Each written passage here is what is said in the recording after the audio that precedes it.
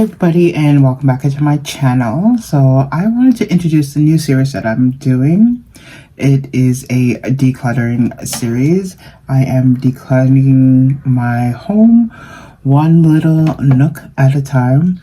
I am starting here because this is the room, or my whole bedroom, but I'm in my closet slash bathroom area, and I decided to start here. A lot of things accumulate, not just in my whole room, but also here. And I wanted to make my whole room, a sanctuary type thing. So I still want to do be able to do a little bit of crafting, still do home stuff like maybe pay bills, have a spot for that, and also a way to meditate and have a little prayer corner, a reading corner, that kind of, it's a little spot that I'm not lying on my bed but sitting up somewhere that is designated for that. So we're going to start in here though, and I'm going to do a little bit of a time.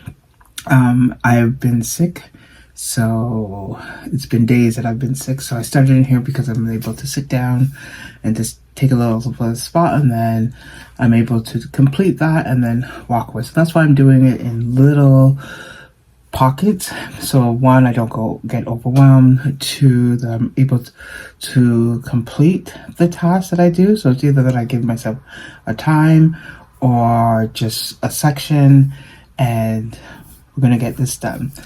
When I'm back to work, it's probably be the thing I think I'm gonna try to concentrate on is by time. So maybe half an hour, maybe 15 minutes, just to do a decluttering. And it's not cleaning that I'm doing, even though some spots you'll see me do some cleaning, but it will definitely be decluttering up first. Cleaning will come afterwards, and it'll be a lot more easier to clean because I have decluttered. Things can go back easily, and I don't have issues with space. So I hope everyone had a great holiday, and I'll see you in my first decluttering video. Bye everybody.